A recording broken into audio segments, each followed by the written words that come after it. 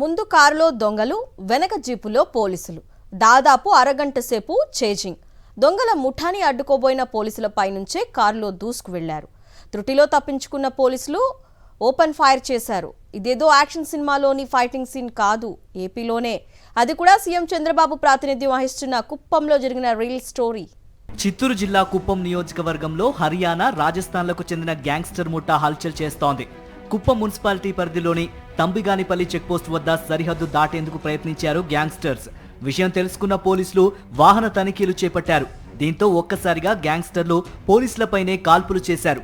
అప్రమత్తమైన పోలీసులు open fire చేశారు. 5గురు గ్యాంగ్స్టర్లున్న ముఠాలోని ఒకరికి పోలీసులు కాల్చిన బుల్లెట్ ఒకటి తొడభాగం నుంచి దూసుకువెళ్లింది.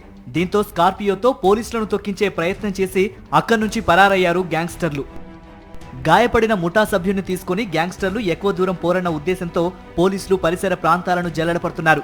చీలేపల్లి, బేవనపల్లి, పరమసముద్రం ప్రాంతాల్లో గాలిస్తున్నారు. డాగ్ స్క్వాడ్ను రంగంలోకి దించడంతో పాటు డ్రోన్ కెమెరాలతో అణువణువు గాలిస్తున్నారు.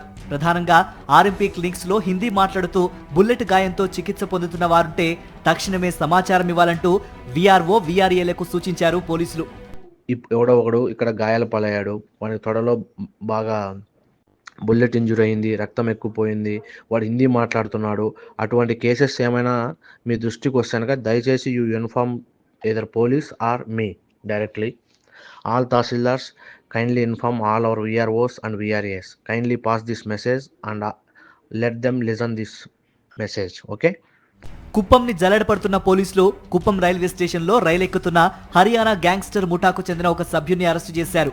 మిగిలిన 4 ముఠా సభ్యులు ఎక్కడున్నారు, వారు ప్రయాణిస్తున్న స్కార్పియో వాహనం ఎక్కడ ఉంచారు అనే దానిపై పోలీసులు మరింత లోతుగా విచారణ చేపడుతున్నారు.